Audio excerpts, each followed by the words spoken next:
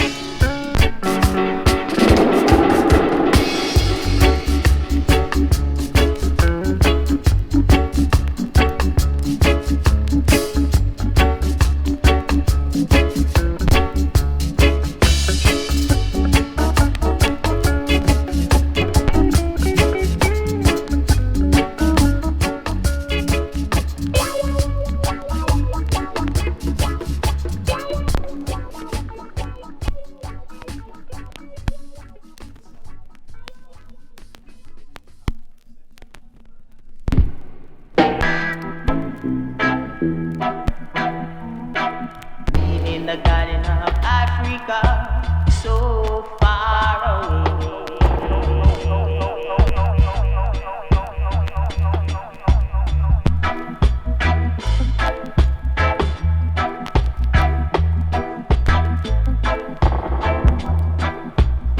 As I was sitting on a knee, with a little mind.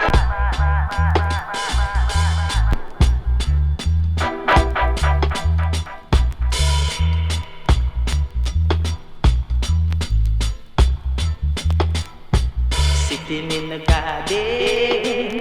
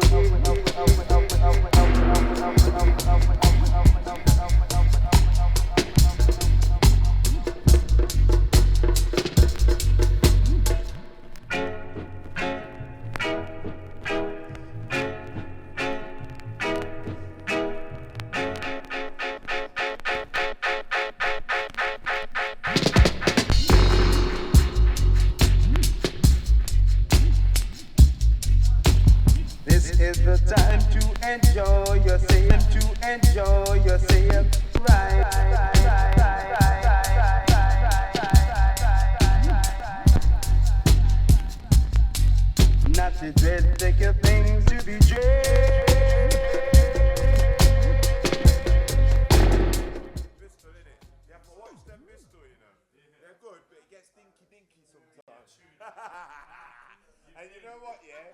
Me and Pat shut down Carnival a couple of years ago. And they didn't invite back. I won't say I shut it down, bro. I see. When do you see black people on top of walls? You know, and the geezers down the arches of the station. Was that in Brixton? Yeah, so that's my friend Roger Silly's. Roger, yeah. So Snuff kind of yes, exactly. Yeah, I tend to roll on like an exec producer level, so we sent Mr. Williams down. He went down there. I'll be real, it's a reconnaissance, bro. Because we wanted to just do these couple man down there. So anyway, and he came back and he went. I was like, yeah. So he's on it. This guy is on premeditated every day. Don't get Mr. Williams there, blood. Like, I'm friends with his management. Yeah. So that's Jake. Yeah, Jake. Yeah. Like, it'll win me half 10. Yeah. Well done. Anybody's? Got up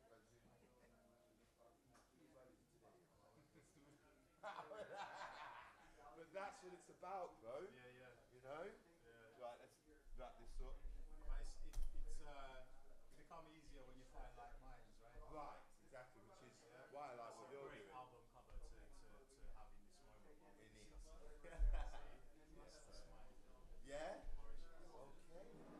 That's me and my brother, we fly out. That's And the Irish one, obviously. Yes. Irish, look, one of my albums was made by an Irish fellow called St. Francis. And bro, like, what is it? They it's produced Duffy, yeah, it's Duffy. It's one player called Declan. Yeah. And bro. She worked a lot with a producer out of New York. Leon. Yeah. Michaels. Congratulations also on that. Big up, man. Yeah. 14-year-old and one of her favourite uncles is Sarah White. Is it? Oh, I see. Oh, nice. I like that. No, it's really cool. Great at school and all that. Nice. That's a mad little tune. Cultured child, and she loves that. Oh, that's sick. So there's hope in the youth. Well, you brought the youth up, right? That's why. Right, you know. Oh, see. So I must have tagged you at some point. Mercy Tree was my search. Steady Rockers from the that sour wine, yeah. That when it goes, I'm pouring out sour wine. It's because it sounded like I was saying that. We listen back at it, because I took mine, and I won't have any lyrics. Yeah. The flow's important to me. Yeah. I'm listening back and I went, am I saying it? Sour wine song. Or this is our wine. And he was like, pouring out the sour wine, that's what it sounds like. I'm like, that's mad. What can that be about then? Yeah, right. You have to reverse engineer the... So I just built split. Yeah, and I was like, oh, so you're chucking out sour wine, so I'm dashing a bird. Yeah. Oh, that's it. And I was like, but that's the best, as long as you flow so great, isn't it? Because the words aren't mad important. No, they're very malleable. The feeling of the word is what is. They're very malleable, aren't they? Yes, very. And what means one thing to one person can mean something else. Right, and you hear it, you go, oh, what, I heard that? No, that's not a lyric, you know, but you got it though. Yeah. You got the lyric. So. Yeah, no, it's a very, I was delighted to be honest to receive that. Yeah? Yeah, because it was different, man. You never know, like, when an artist comes with something and such a body of work, and you're kind of like, okay, well, this could be something I can tuck into it, but if I'm honest, more time it's not. Right. More time it's not. What, my album? Like, not from you, I'm just saying, from artists generally, when they come with an album. Most people are fascinated on the singles, and that's kind of suits this time. Matt Black from Ninja, I'm quite a deep. What, you know him? Yeah. I think that's how Snuff found that place down by Roger. Alright, okay. I brought Snuff into curate a big gig I was doing working with Matt up in Manchester last year. Right. For Brian Eno. Oh wow, okay. Yeah, this was on the Saturday. Next time I see Brian Eno, because I had a word with him about Freddie Gamble. He brought him food, bro. Freddie Gamble, you don't need to know, it's fine.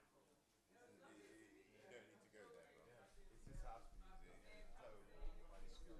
I didn't know you were just doing it. Yes, kid. Respect. Yeah, man. Thank you so much. That was great. Thank you for coming. See you in a bit. Oi, my G. Look, I can't send you a message because you have to follow me. Oh yeah, you like that? You're private like that then, yeah? Yeah. Okay. So, you have to follow me and then I can send you a message. But just leave when you have time, King. Yeah. You got some nice footage, didn't you? I saw you were. Yeah. Oh my days, 16 messages. That means somebody's seen me yo, we'll see what I've got. That's me getting bants, I know. Very agitated, so respect. Where are you? Real Gordon? Yeah. Yes. Wedderburn? Exactly. Yo. Wedderburn, I love it. Proper Scottish name. Yo, I love it, man. We've got the maddest names in Jamaica. Proper Scottish name. Respect. Brixton Radio crew. Yeah, hold tight, Brixton Radio. And I'm going to go got it on the